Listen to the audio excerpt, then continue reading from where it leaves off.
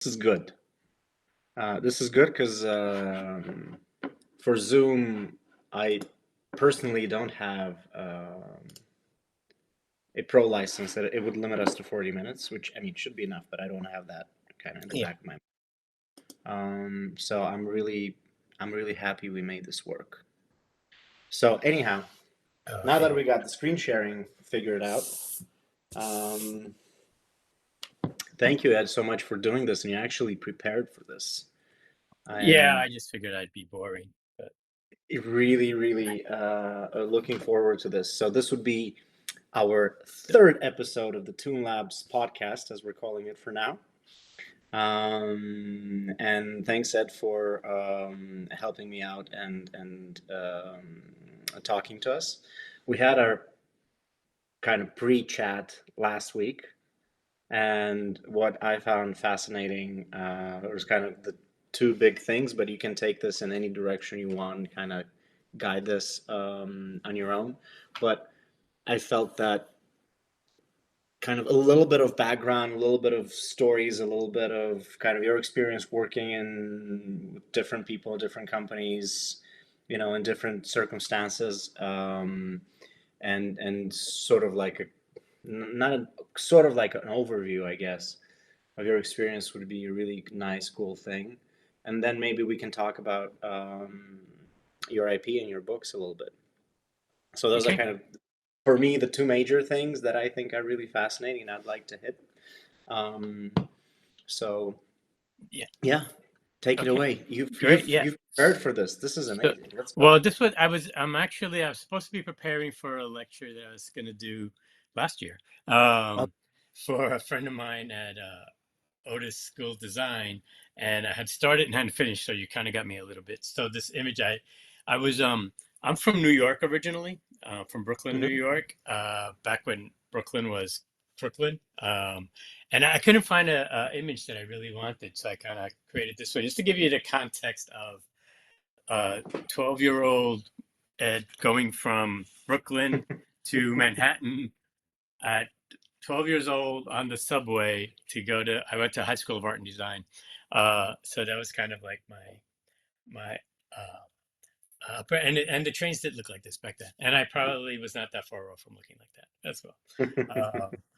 But anyways, so I was really lucky that when I got out of school, shortly after I got out of school, Disney was at the verge of basically doing its resurgence. And even luckier for me, I was designing catalogs, and that's kind of a whole longer story.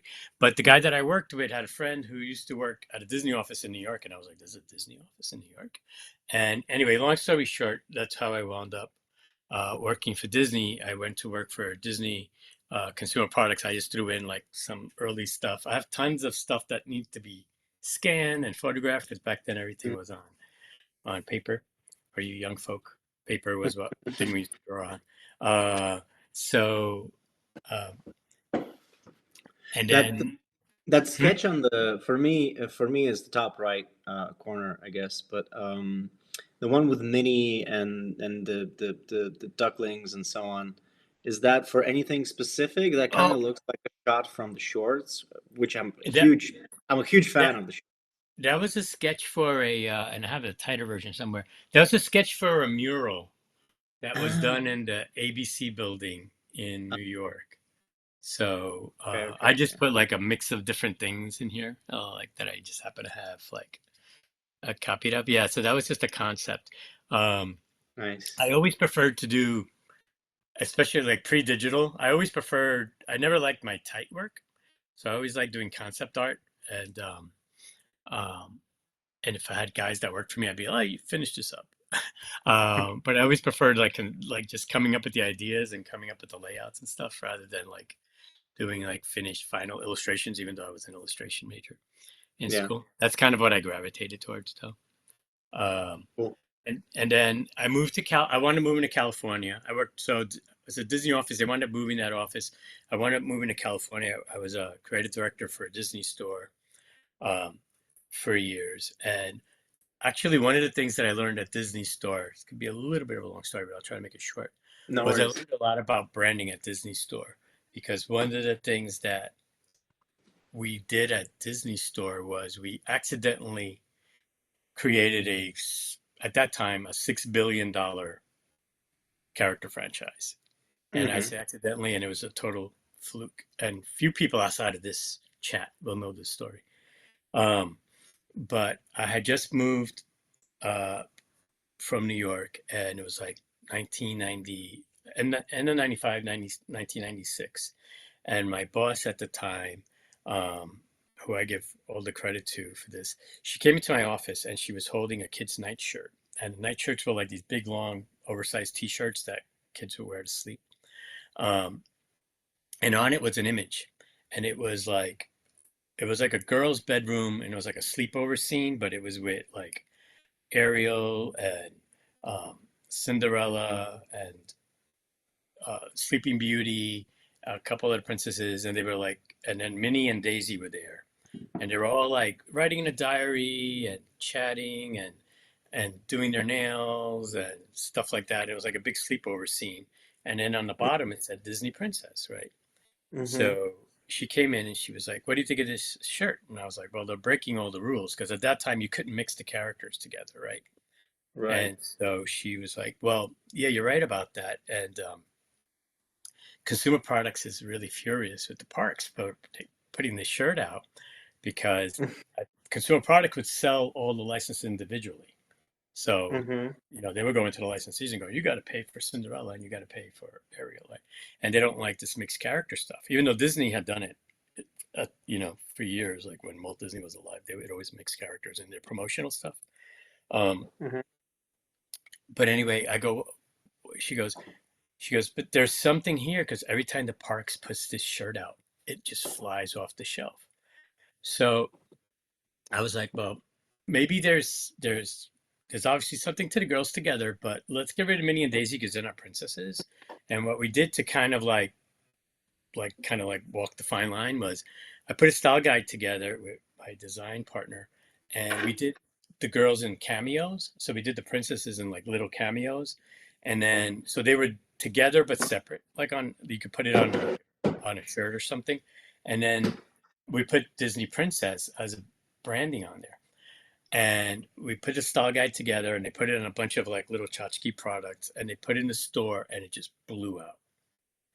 And Nice. everything we put it on from there on. And then the parks followed our lead.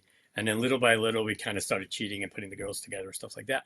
But the funny part about it is that if you were to Google the origins of Disney Princess, you'll get the story that Andy Mooney, who was president of Disney Consumer Products, was at a skating rink watching Disney on Ice, and he saw these girls playing together, and he had a vision that this is how girls want to play, and that he went back to his team and he came up with the idea for Disney Princess. So that's the online version somewhere.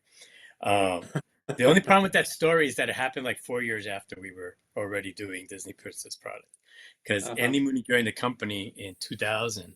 And what happened was everybody at Consumer Products, because they had a whole regime change and they got rid of the people who didn't want to do Disney Princess. And everybody who was there, the designers and everyone was like, you got to let us do what the parks and the stores are doing. And so to his credit, he went, sure, let's do it. And they rolled it out as a franchise. And by then, all the licensees were on board because they saw what we were doing. And it became this huge brand. So it was a total fluke and an accident, but it taught me a lot about branding. That was kind of like my early experience. So sorry for that detour. No, no, that's amazing. Nothing to apologize for. You're joking. That's an amazing story, and also, I guess it's a good story in sort of corporate resilience, I suppose. It went against, if this was an email or a Slack or even a meeting, it would be like, no, no, no, no, no, categorically not, absolutely, unequivocally no, right? Oh, oh, there was a Um, lot of that. Yeah, they were. Yeah, that's why I give my boss, Christine at the time. She was really good in a positive way as far as being a politician, in that she knew how to navigate um, these different forces because it was like a political thing for her, even just to get it done. yeah, So, can imagine. So was it at the end of the day a case of um, what's the expression? Asking for an apology rather than asking for permission. oh, yeah, that's kind of how she handled it. Like the parks, we knew we had something, and the parks wanted to do it, and it was like, again, the cameos was kind of like a way of doing it without doing it. We put the girls in the same thing, and it worked. And then little by little, we kind of kept pushing it. And then I think we did a snow globe with all the girls on it together because we were like, well, it's Mm. just a snow globe. And then That's a from great there, story. yeah, we kind of Yeah, got to. thank you for sharing that. That's great. It's a detour worth taking. Yeah, okay, great. So then, so at the stores, I got to do a lot of stuff. I got to do kind of like what you would call Imagineering type stuff because we were building Disney stores. So even though I wasn't in that department directly, they would sometimes tap into me for Hmm. ideas or for design. So this was a store that was on 42nd Street in New York that closed. It was another kind of Disney faux pas. They opened a store in Times Square when they had just opened The Lion King like the year before on Hmm. Times Square in that theater, and it was a huge success. But the rest of Times Square was still pretty like shady. Um, and then they opened a Disney store on the corner. They rented as you can see in that picture there, maybe in the top. It was like a two-story building, um, and they opened up a Disney store, and that led to the renaissance of Disney of Times Square, right? Hmm. And so then everybody This is moved to well, happening here's when? good enough for What Disney. year is this happening in? This is late '90s, also. Yeah. I want to say there was already So a store. When you say Lion King, you probably mean the musical? Yeah, yeah, Okay. the Okay. the play. Yeah, the For play. You those, can for, kind of see that in that middle picture. You can see where it says Amsterdam. That's the okay. Amsterdam Theater. So it was like right adjacent to the store. Oh, Um, that's cool. yeah, so it was New York. I did like a whole kind of Art Deco theme. I have more drawings, but I have to find them and scan them and stuff like that. But Yeah. but what happened to the store? I think it was only around like 2 years because there's a store in Times Square now on Broadway, but this store Disney signed a bad lease because part of the lease details was that if they got an offer to build like a sky rise there, a high Mm. rise, that they could get out of their lease. And because Disney inadvertently like raised all the property values, the building got an immediate offer to build like a high rise there, and so they wound up closing the store. Mm. And then they wound up years later opening up the one around the corner, basically on Broadway. But Right. you could do a whole thing on. There was a store. I don't know, you guys, most of you are too young to remember or didn't live in New York, but there was a store on Fifth Avenue in New York that was built in one of the what were originally like old mansions from like the rich barons Oh, that had nice. mansions. And that store was amazing looking. And I got to track down some people that I know have photographs of it because that was an amazing. Was that kind of in the vein of the store from the second Home Alone movie? That type of thing? Oh, yeah, even more so, I would say. That's more like FAO Schwartz. That's kind of like just a big giant toy store. Hmm. No, these were like just incredible. It was like a Disney store, except each department was like it was almost a little more like like the old more like Macy's, but instead of having like the housewares department was like all Disney stuff and the Uh-huh. Okay. apparel. Okay. It was just like it was just, but the theming in it was what was incredible. They would build like all of these like character structures and the architectural detail that was faked out to be Mickey stuff and everything. It was just amazing. So Hmm. anyway, and also Disney, I got to meet a lot of like Disney icons. I wish I would have taken more pictures, as the Bad Bunny song Hmm. says. Um, but I did get to meet Mark Davis, and that was like shortly before he passed away. Mark Davis, I got to pitch to because at the stores I would develop like products for the upcoming movies. So we would pitch to like Lasseter and Chris Sanders and Brad Bird and everybody, and pitch them like what we wanted to do with their products, and it was really Yeah. cool experience. That's amazing. Um, so after this, I was at Disney like 15 years, I think in total. Um, and then though Disney was selling off the stores, even though they didn't. Anyway, I wound up looking into other stuff, and I didn't think I planned on ever leaving Disney, but I got a chance to work for um, uh, a company called, oops, oh, I have more Disney stuff in here. So just more, just kind of stuff in here. we'll move on for this. So I went to work for MGA, which wound up acquiring Little Tikes, and I wound up developing. When we bought Little Tikes, it turned out we only really bought like a logo. There wasn't really that much to the brand. Okay. So I wound up developing like a style guide, based off my Disney experience of like characters and stuff like that, which my boss loved. Next thing I know, I'm like developing a DVD at Lionsgate. Back then it was DVDs. And that was Hmm. like by getting into animation. I had gotten the animation bug from working with the filmmakers at Disney, but Disney was like kind of company where you were in you were in toys or in product, you were never going to make the leap to animation, or it was going to be hard. Um, but MGA was a small enough company where it was like, well, you want to do animation? Sure, go ahead. So um, I got into animation, and then at Spin Master, I did development for animation. I left before this little thing we were working on called PAW Patrol, I think. Um, A tiny little thing, tiny little it was project. yeah, and Spin Master, I was only at Spin Master. It's the shortest I ever worked anywhere because I was at MGA for like 5 years almost. And then at Spin, I was there for 2 years. And it was their style of development was we just did so much development, like ideas, Hmm. that never went anywhere, because they would just throw everything against the wall. And I just felt like I was leaving so many like good ideas. Um, that's where I kind of, and it was between MGA and Spin Master where I came up with the idea of doing my own IP. But Hmm. anyway, so this was just a mattering So of on the Paw stuff. Patrol stuff, did you work on that stuff early on a little bit before you Yes, left? I actually designed the kid, even though I didn't know it was the kid at the time. But they asked me for my help on designing the kid. They were working at that point. We had done a bunch of development um, for Paw Patrol and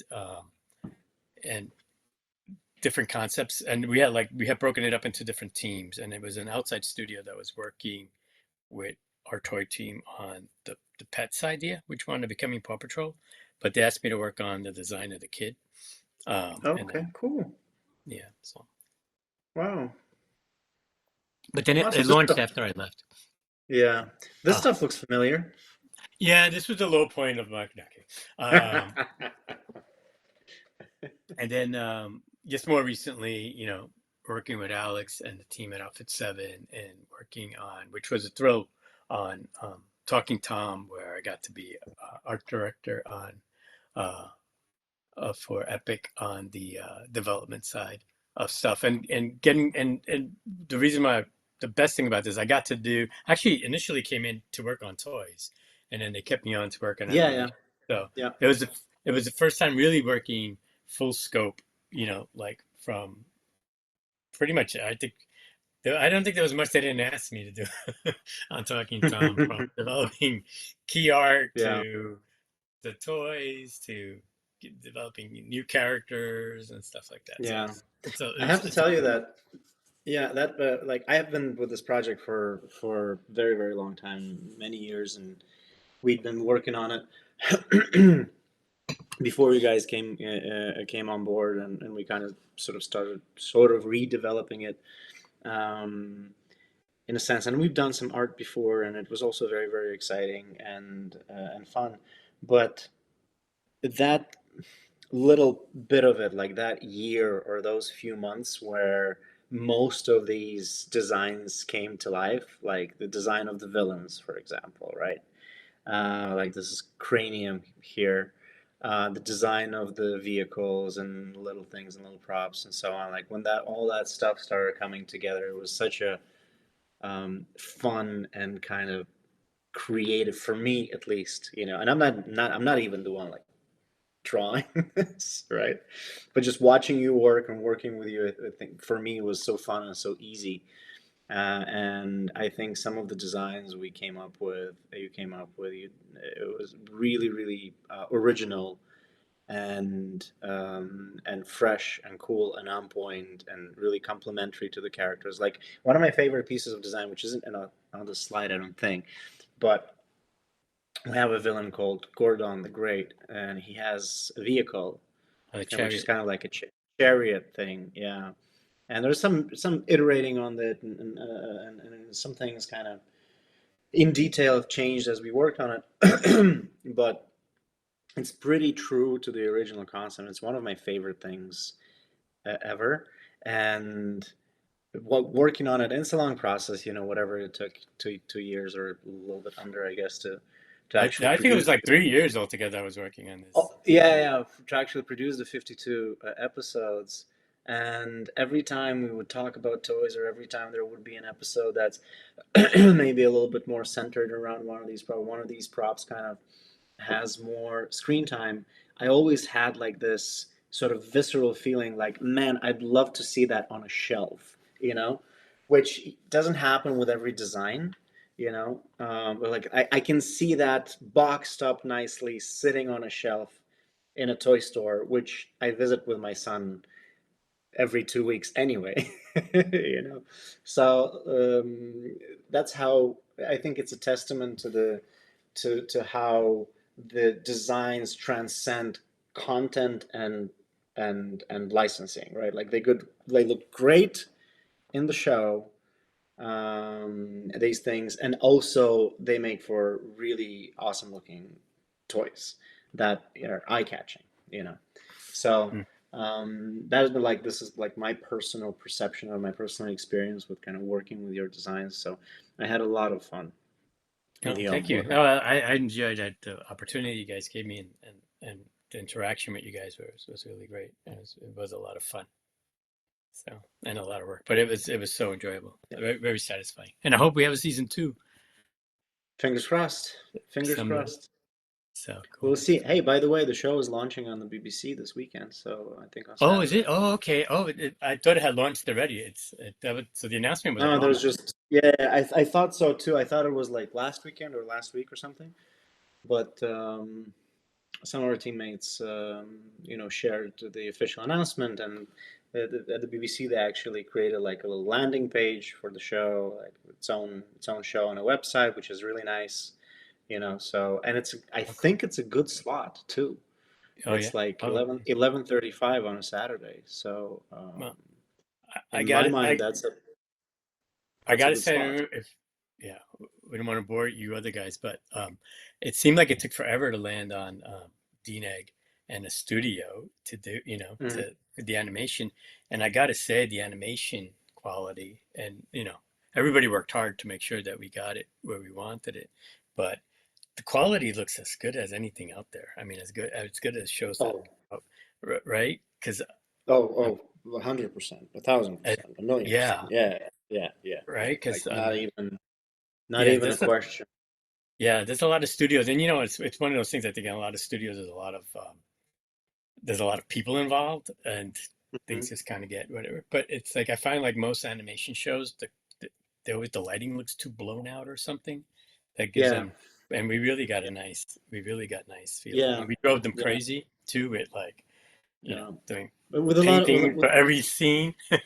yeah, with a lot of shows, we were just I was just kind of talking about this with somebody the other day. It's where, like, there is this belief.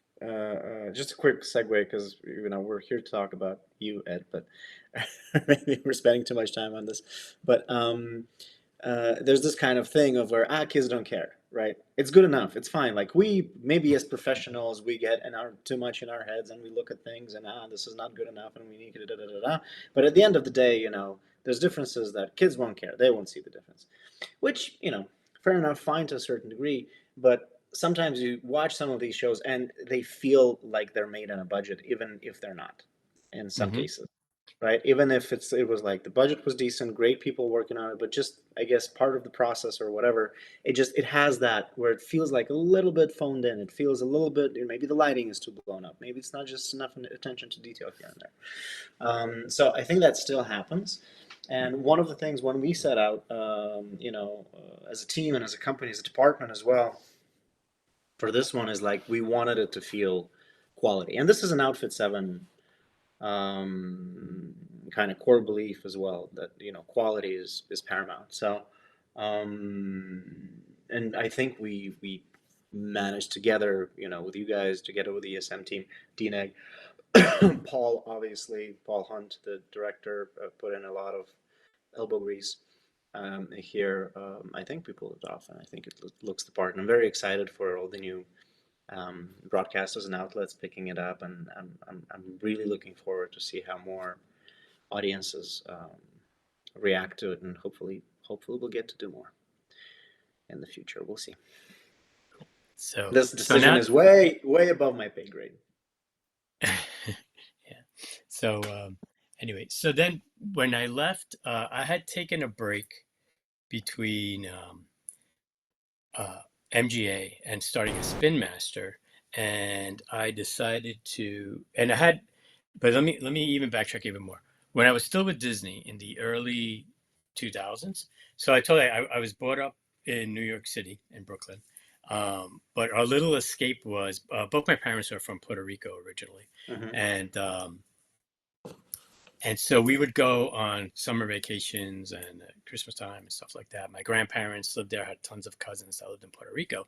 And Puerto Rico was like this tropical little oasis.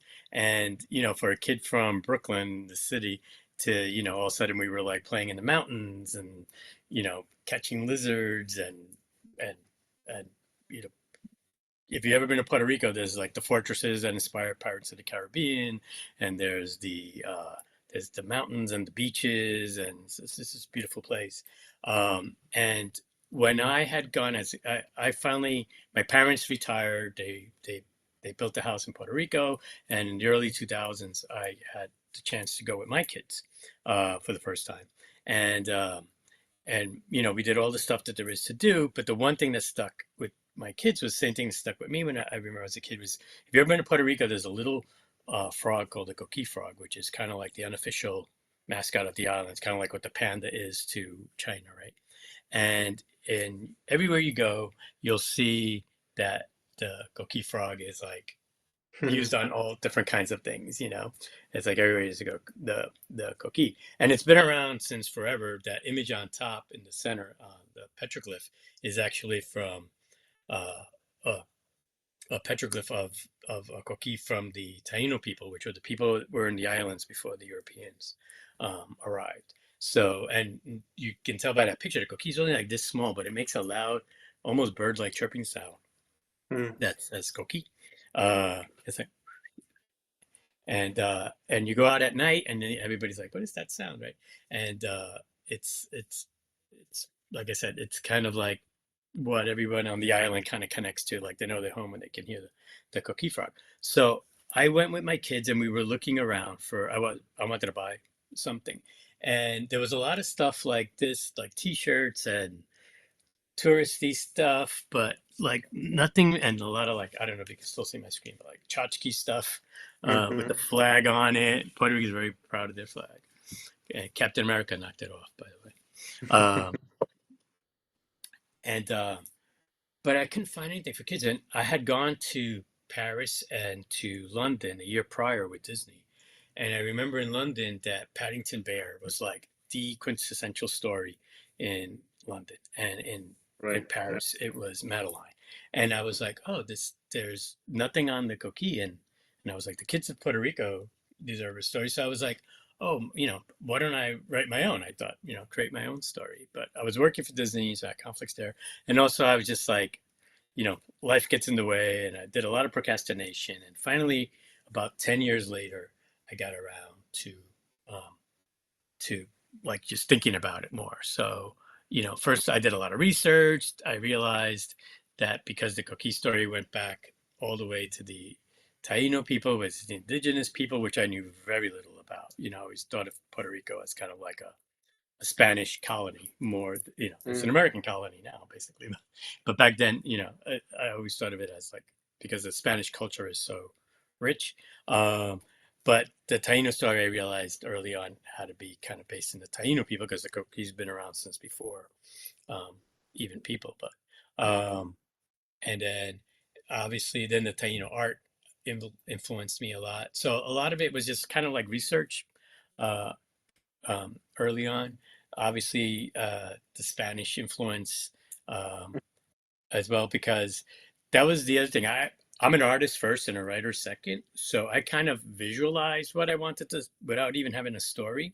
and I wanted the world of Coquille to be recognizable to Puerto Ricans, but I was like, okay, but this is like a pre-Columbian story. How do I? Yeah. So I kind of cheated and kind of like it, I made the story about a little Taino Indian boy who becomes a coquille frog, which is based on ancient Taino legend.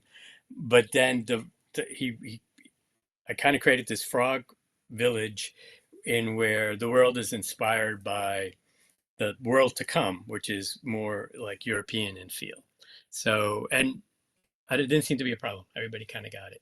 So you can see in that image there, like some of my imagery and then some of the like the influences. So because I, like I said, I wanted it to be recognizable of the Puerto Rico of today, which is a mashup of all those cultures, right? So I kind of did that, and again, I kind of gave myself license, and I kind of it kind of worked. So again, so then and then the third influence being the African influence, which again is a lot in the music and the food and music, dance, and stuff. So it's those three worlds kind of coming together to create like one kind of unique culture. So, so again, I kind of like had the idea for a long time, and I had put this in for the student thing to kind of show students because I don't know about you guys, but I can never do a pretty sketchbook. Like my kids are all artists, and my daughters in particular, they have these sketchbooks where they paint in it, and every page is like a work of art and stuff. And my sketchbooks look like, oh my God, I hate my sketches. Um, but because again, like I said, I'm kind of like get the idea down like as fast as I can. And I did this on a plane ride between Puerto Rico and LA. And just to kind of, and what's somewhat remarkable is I can almost like those layouts wound up becoming the final layouts, pretty much that's in the book. So I took one of them just to kind of blow it up, just to kind Oh, of nice. show, like, I kind of had the idea there, even though, uh, it took, I think when I did the one on the left, I didn't even know how to use Photoshop, but I kind of got to it. So it's a story. So again, so I have this idea. In 2010, I take a break in between uh, MGA and Spin Master because I wanted to copyright my story, and also I took like just a few, like 3 weeks in between. I already knew I had the job, but I took like a 3 week break. I got my story copyrighted. I you know, typed it up. I submitted it to Library of Congress or wherever you need to submit it, stuff like that. And then so I had no idea on publishing. And then I looked into it. I won't go into detail on this, but I had a little health scare, which was a pretty health scare, and everything turned out fine. But I actually thought like, oh my God, I'm never going to finish this book. Mm. And that, and I just kind of asked around, and most people were like, yeah, it's really hard to get a book published, and they usually, and at that time, for some reason, I was told that if you were artist and writer, it was even harder, which I didn't understand because I was like, well, Dr. Seuss and Bill Pete and all of these books that I love were all like artist writers, so I don't understand why that would be more of a challenge. But I think it was, editors kind of prefer to have a writer and a illustrator, although that's changed now. They embrace it more, and a lot of books are done by artists, writer artists. But at that time, but still I was told it's like a 2 to 3 year process, and I was like, oh my God, I don't have 2 or 3 years to do this. So I just really, again, I think the health scare kind of like lit a fire in the but Mm. and I just within a year I illustrated the book. I had no idea how I was going to get it uh, printed, or do anything. But that was around the time. This is like 2009 where I started. It was around the time where self-publishing was kind of coming into its own, and a lot of artists were doing like books and stuff like that. I took a online an online class on self-publishing. Like it was one of those things where you pay like $40 and you download the video, and it was by Steven Silver. And he didn't have everything in there, but he gave me enough information that I could kind of felt confident that I could look into self-publishing. And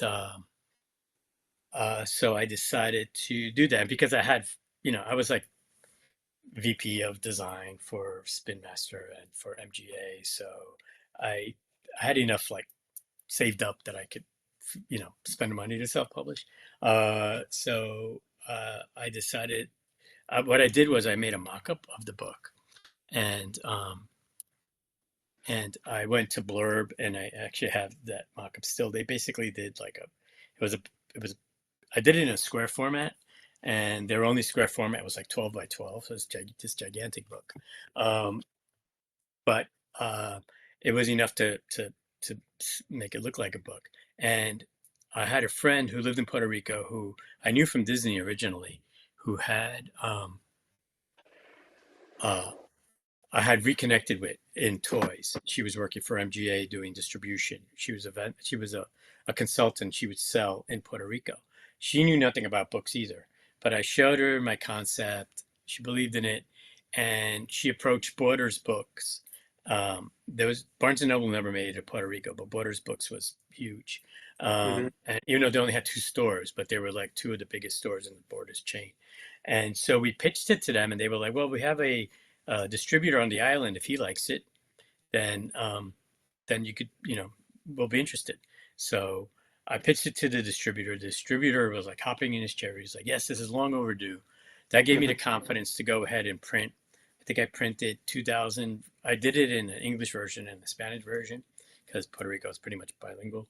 Um, and we did, and we launched it. And this was uh, part of my launch. So because I'm a toy guy, I did the plush at the same time as I did. And one of the biggest kicks that I got, actually I have pictures of it, was when I was at Borders Book for the launch, was them taking Barbie and Toy Story stuff off of the end cap and putting my books in its place. So because for years that's what I did, was just developing stuff for other people, and I was kind of like, hey, I could take a crack at this, doing it myself. So Oh, um, that's nice. yeah, and now I hear a lot of people. I mean, I did a lot of things that now I hear people saying, "Yeah, pick a niche market," and I guess that's kind of what I did instinctively. Was Hmm. I kind of like picked a niche market to start with, even though you know I developed a story in the same way that, like I said, Madeline was for Paris, but it has a broader appeal. I did the same thing in developing the story. I did, in fact, most of my sales, I would say, are from tourists that like the story and want to bring something back for their kids. So they Yeah. kind of filled that niche that I was looking for, right, when I went there as a tourist. So uh, one of the things that I was lucky, again, the friend that I had in Puerto Rico, we did the meetings with Borders. She kind of was like, "Hey, we need to, from her experience, we need to market this." So we got like a local marketer who actually had some. We did like a really great launch, and we got tons of people showing up, and so that kind of got word out. So that was really really great. So I did the books and the plush. Um, to and then like I said, the book, I thought I did an okay enough job where I wasn't embarrassing myself, but the book really did connect with the public and with the kids.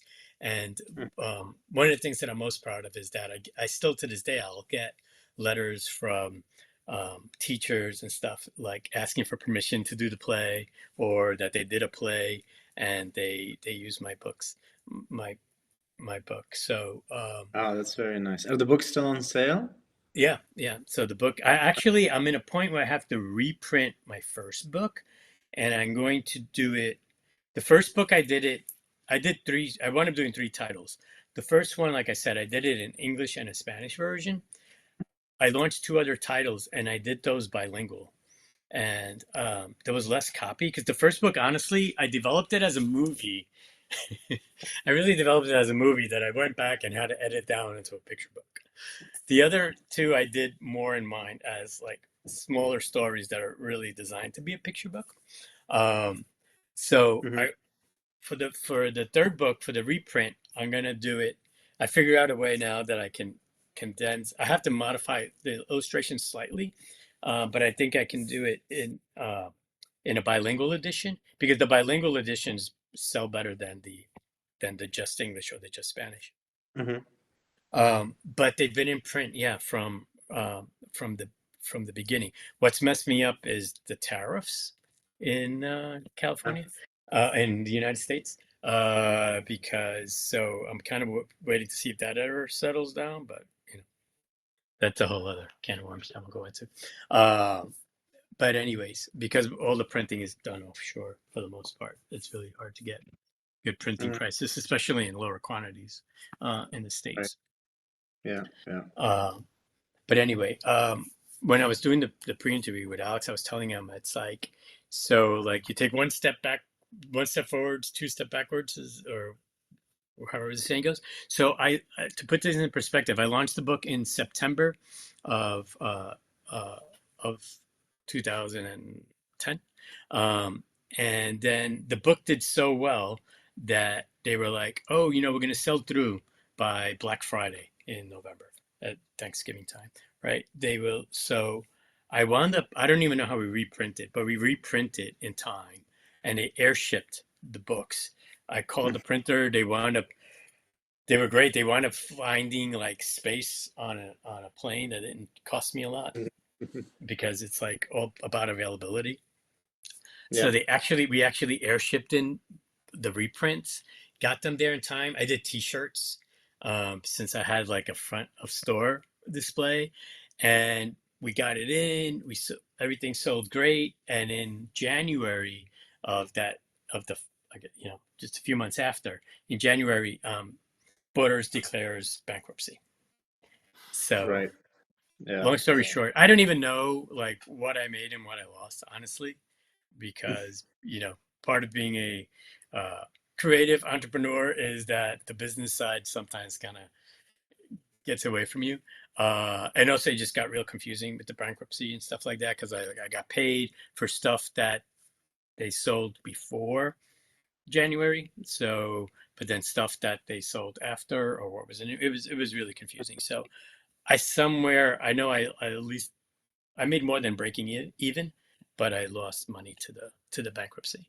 Uh, so then I decided, well, maybe I should license it out. So then I actually got a agent, and they they pitched the book, and they sold it to Macmillan Kids Roaring Brook Press, and they printed the book, but then and that took, again, like they predicted, even having the illustrations and everything done, I think took about 2 years.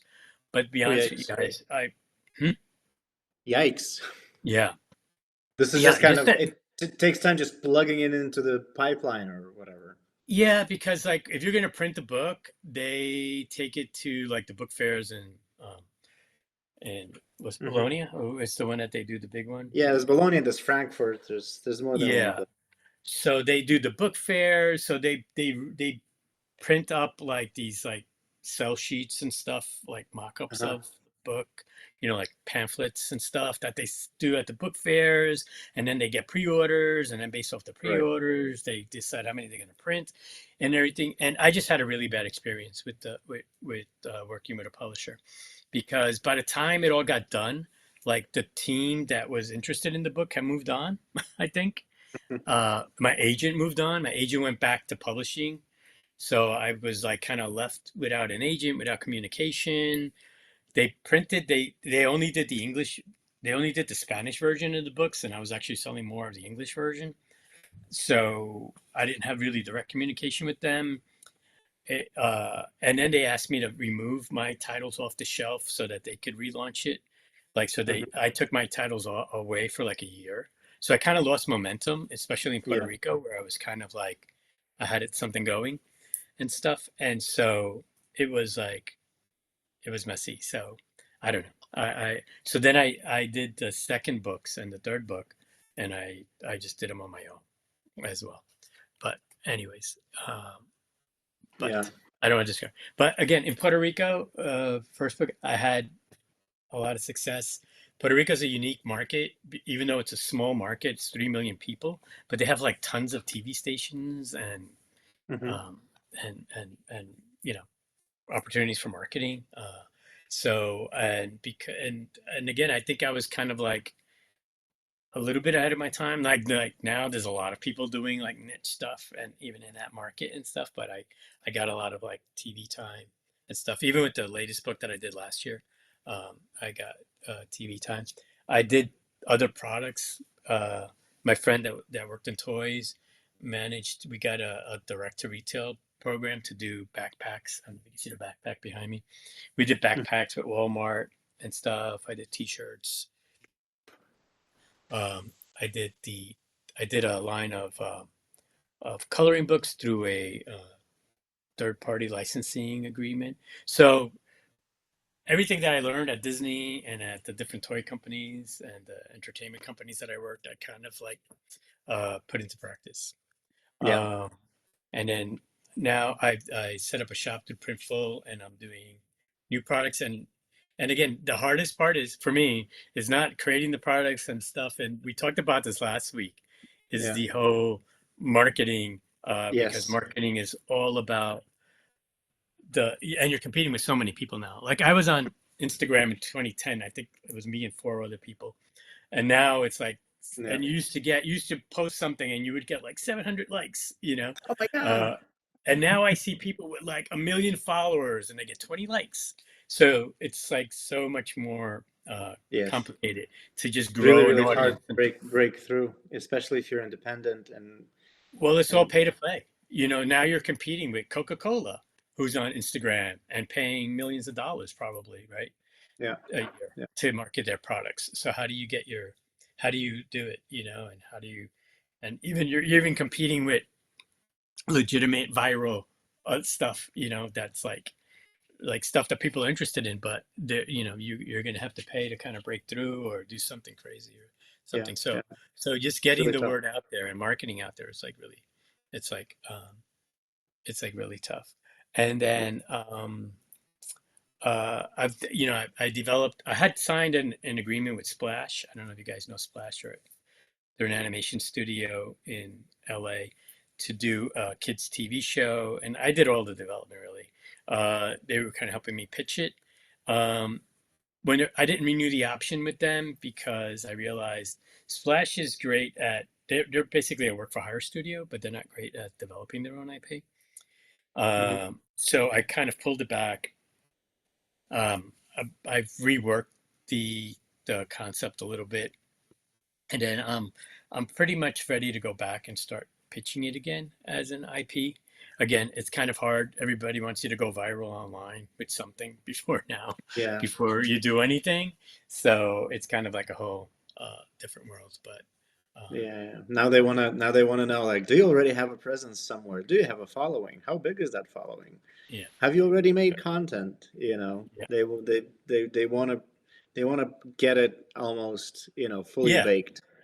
yeah. Uh, They want no risk, no risk, basically. and then they'll put down 25% of the budget for season Yeah, one, but they'll want all the rights.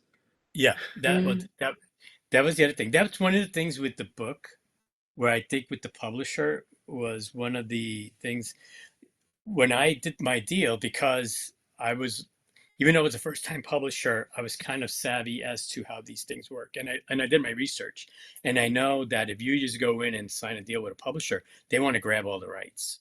Hmm. And I was already doing stuff. And it was mostly because I was like, oh, if they're going to do all this stuff, great. But if they're not going to do it, I wanted to retain the rights to do it myself. Yep. So I had worked with my lawyer on reviewing the contract. And I was like, hey, I want to retain these rights. So I had like, well, if you're not doing this, then I want to retain the rights. If you're not doing this. So I think that may have turned them off when it came time to launching the book, to some extent, because they were like, wait, why are we going to work so hard to do this IP and it's not going to be enough return for us? We're going to be doing it, you know, Yeah. for him. So I don't know. Again, it's like the whole thing was a little complicated with with publishing. Um, but and then I've signed it. I have an agreement with this group in LA that develops immersive experiences with like in theme parks and museums and stuff like that. And we're talking Mhm. to some people in Puerto Rico about doing some like um, they do stuff like Game of Thrones, and they'll do like a museum show and things like that. So I had developed these like theme park concepts, these crazy like Nice. ideas and everything around the IP. Yeah. But anyway, so I'm kind of working with them, uh, and Mhm. then that's kind of to date. And then I'm doing the fourth book, which will be Koki Goes to Slovenia, and I'm going to see if Outfit 7 wants to do Oh, that's gonna be the hit. That's gonna be the one. it. It'll have to be. I need a bigger market. Yeah, Right? well, Even though smaller Bad than Bunny did Puerto okay, Rico, but just actually. Puerto Rico, I have to say. Puerto Rico is bigger in population, at least. I think 3 there's, million? yeah, I think Really? Slovenia is like two or under. Oh, Yeah, wow. Wow. yeah. So, yeah. Well, I'll need that. Listen, I'll need that Chinese investor, right? Is that what you're saying? yeah, yeah. But hey, it adds up. You got the 3 million in Puerto Rico, then the 2 million in Slovenia, then maybe some other smaller, more attainable, more penetrable market, and so on. And at the end of the day, how much do you actually, when you're not Disney, when you're not Coca-Cola, Yeah. Well, So, Bad Bunny didn't tour in the U.S. He did just Puerto Rico, mm, uh, and he did really good. And people just went to Puerto Rico to see it. So yeah, well, there you go. Yeah.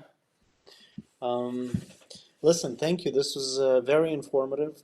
Um, Not only just it was great to kind of see all the designs and see your work, but also kind of get that insight from real life experience of obviously also working for these companies and working on, like you said, somebody else's stuff, but then trying to build your own thing and kind of how you went about it and sort of the business side of things, I suppose, or yeah, the and I think I was telling you last week, Alex. It's like a very. I mean, I've been lucky enough. Like I said, more in hindsight now, I look back and I go, wow, I really had some cool. I did worked on some cool stuff at Disney and stuff. But regardless of all that, like the adrenaline rush of, and I think it's because it's almost like I was saying, it's almost like climbing a mountain. I'm not like into that kind of stuff, like climbing mountains and jumping out of yeah. airplanes and stuff. But I could relate now to that That's rush and that as close as that you can get, right? yeah, yeah, that working without a net. Yeah. Feeling Yeah. of that rush that I got, especially in the beginning where I had no clue. But as you saw things starting to move forward, the Yeah. adrenaline rush that you would get from doing your own thing, and it sounds cliche, but the journey is even more exciting than when you finally get there and Of stuff. course. And it is true. So I would recommend it just on that. If you have something that you've been like, just get it out of your system and Yeah. do it, because it's the most satisfying. And at the end of the day, like I was saying, it's like that Disney princess story. It's like, Disney's gonna go and rewrite they're gonna, their History, own essentially. story about it, and they give a crap about you. Look at John Lasseter. He worked there how many years, and now he's kind of written out of the company, right? Yeah. Right. Yeah. So, but you have your own thing. It's like the book will be around after I die. Hmm. At least some copy of it, right? And stuff. Yes. So it's kind of like the thing that you'll have, whether it's painting or writing or whatever it is. It's like I would encourage you to do it yourself. It's very Yeah. satisfying, and it doesn't have to be I in think, that scale. Now you could do uh, KDP publishing yeah. and I've sell done your that. book. Yeah. That Yeah. I did my coloring books. Like I did a line of coloring books, and I printed Yeah. them. You know what the thing is with it, like this is a good example. It's like I think a lot of us, maybe not everybody, but on the creative side at least of the business, probably got into this business, to put a little bit of themselves out there, whatever it is. Not just, for the satisfaction of doing the craft, the work, but it's like they had something to say deep down, right? And along the way, as you kind of grow in your career, I guess that you get lose sight of that, especially if you're working for somebody, especially if it's a corporate environment and so on. So like I found, and also like if we're talking about animation, more even more so, but even like filmmaking, it's a team sport, right? So even if you're talking about a 3 minute piece, you know, obviously things will change soon, but as it stands in the old pipeline, 3 minutes, all said and done, LRC and sound and so on, and everything delivered. That's like 4 months of work, right? So in the kind of current status quo, and it gets painful sometimes because you're part of a big machine and you're part of and you depend on other people's decisions and the politics and so on, and you don't can't really claim um, ownership creatively of a lot of these things. So I did, just for the sake of this, I did also publish a little book on Amazon. Sold 0 copies, but that wasn't the purpose of the exercise. The purpose of the exercise was to make something on my own and have that satisfaction. Like, hey, look, there's something that didn't exist a month ago, and it's up there. I made it. I ordered, I don't know, like 20 copies for myself, and I gave it away, to friends and family. And then I ordered another 20 copies and gave it away to friends and family. And when there's a tricky birthday where I don't have a gift for that person, it's like, oh, here's the guy who can get himself whatever he wants. I'll bring him a copy of my book, right? But the purpose of the exercise was to actually make something and, like you said, get that drive out of your system. And I think that's really, really important. And for the purposes of this community, of this group of people in here, I totally agree. Like, if you have an idea for an IP or for a show or whatever you might want to call it, I think you'll regret it for the rest of your life if you don't give it at least the old kind of college try, and see what it can manifest, and whether it's a book or it's a pilot, or just take it as far as you can. And when you can't take it any farther, that's it. Maybe it doesn't become a hit. Maybe it's not a season 1 of 52 episode or whatever, but it's something, right, that you can kind of show and say, hey, look, I made this. Because otherwise you're just kind of in the hamster wheel, and then you kind of lose track of what was exciting about this job in the first place, right? Yeah, I would get excited from the point. Yeah, when I was working at Disney and I'm like developing stuff, and I was like, I'd be like, oh, I want to do that. I think I've always been a victim of like biting off more than I can chew. Right. Like I'm always like kind of like looking ahead, like uh, um, I don't know, like you got to be a little fearless that way. Like I look back now, I'll put it this. I remember like 2 years after I launched the book, I'm like going through old stuff and cleaning up and everything. And I found these to-do lists that I was reading them and I was laughing out loud how ridiculous they were, because it was like, learn Illustrator, learn Photoshop, learn how to print the book, learn how to, Yeah. and it was like this list of learn how to market a book, like all of these things that were like pretty much like I had no idea what I was doing, Yeah. but I put it down on a list and I wound up doing like, all of it. Um, but, Yeah. so just write down, I got to write down, create a movie. Yeah. Yeah. Exactly. Make a movie. learn, learn It'll how to make happen. a movie. Yeah. Yeah. So you got to be a Oh little man. bit aggressive, Yeah. I guess. It's I like, think it's belief, right? It's aggressive. It's like a little bit of sort of optimistic, whatever, ignorance, but also it's belief. Like, it's you have to believe. You have to go. Hey, you know. Yeah, and Um, I'm gonna contradict my mom, because my mom would give me this piece of advice when I was kids, because I was a bad student, right? So I would come home with my report card and I'd get like, lucky if I got a C or whatever, and then I'd go, oh, so and so got a D or something, and she'd be like, and she would always be like, don't compare yourself to the lowest kid, compare yourself to the mhm, kid that got the A. But you know yeah. what? I have to dispute that, because I think my motivation has been like when I was working at Disney or these other places, right? And like, obviously Lion King book come out and you go like, wow, that's an A, but then Pocahontas, or I don't want to disparage anybody working on Pocahontas, Yeah. beautiful, but I mean, Disney would come out with his not a product for one reason or another, right? Whether it was the store, usually quality was there, but the content or whatever. Yeah. And I would compare myself to some of those things and go, all right. Or even like you go online and you see some art or something, you go, oh, this guy's got 1 million followers, and you look at it and you go, all right, I don't know why that guy's got 1 million followers, right? We've all done it. Yeah.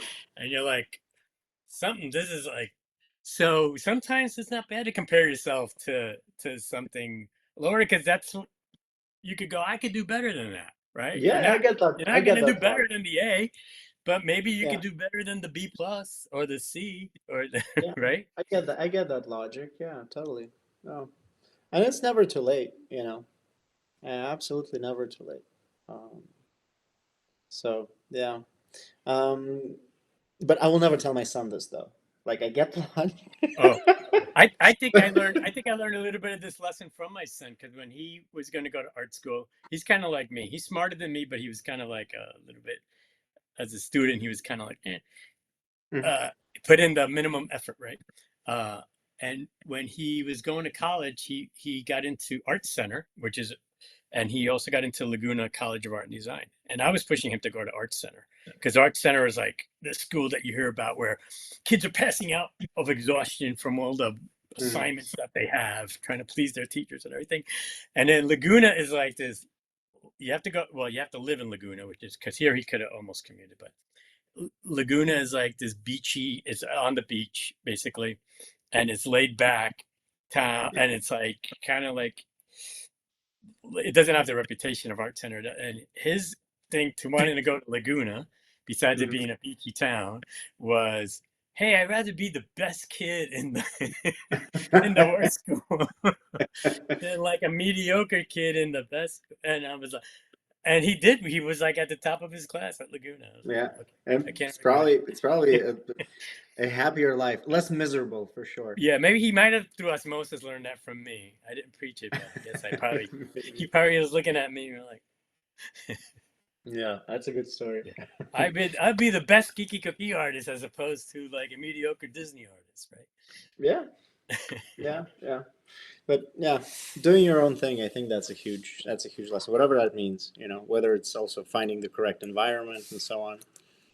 Yeah, Um, I and think companies are a lot more open to side hustles now than they were, when I first Mhm. started this, like Yeah.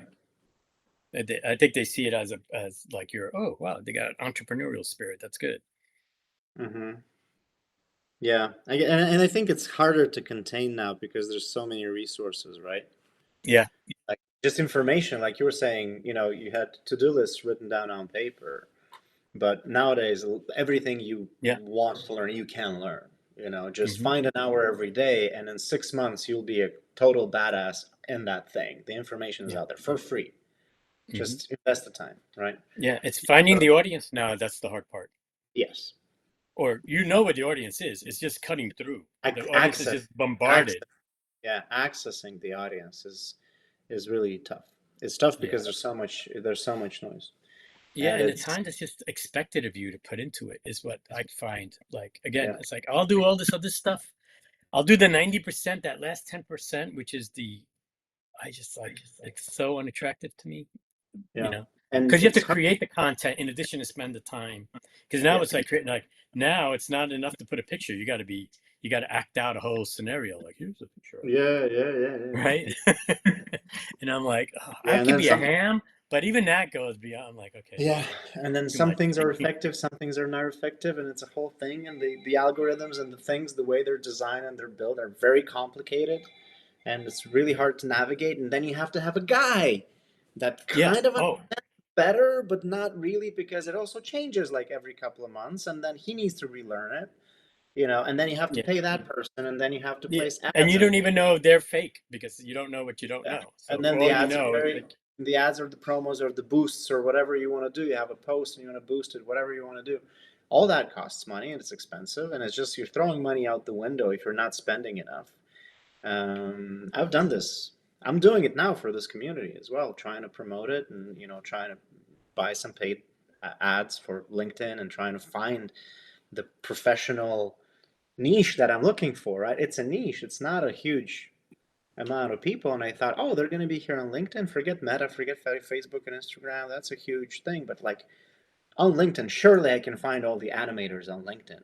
It's a few 100,000 people. It's not 5 million. I'm sure I can find them. And in terms of the targeting, it looks like I have, right? But I spend quite a good chunk of money and with zero feedback and zero result, right? So Yeah, these things I've only aren't, done a couple of Instagram, and it's been years, Instagram aren't ads, perfect and at never all. got anything in return. And that was No. back when it was Mm. even like a lot easier. And I think part of it is also like I've done this with Meta in the past for a different kind of product that I was thinking about this past winter. And honestly, like you have to spend a lot. Like you said, it's pay to play, right? So bigger Mm, player, whatever it is, whether it's promoting content or like if you start a YouTube channel, right? You go, okay, it's going to be digital first. I'm going to put it up on YouTube, blah, blah, blah, blah. Just putting it up there and kind of going, let's wait for it to go viral. That's just ain't going to happen. So it doesn't matter how good your content is. So it really puts people that do have the resources and do have the money and can hire agencies or have that acumen in house maybe of how to promote things and so on and the resources to be able to buy that attention. It puts them in a huge advantage. Yeah. yeah, it's frustrating because I'm also trying to do my own thing, and so many times I've heard people tell me how many following do you have, how many followers, and so on. All the licensing agencies, and also I'm pitching for my animated series, and they also want to know if the character is already known. But it's so hard because I'm not an animator myself, so it's so hard to put content out on Instagram if you cannot make videos. So now I'm trying to think of ways I could make some videos, some real contents without actually animate something. It's Yeah. really hard. This is something I need to learn too. Yeah. And even once you have, let's say, a successful IP or something, it's like you Mm. got to feed the beast. I think may have mentioned this Yeah. last week.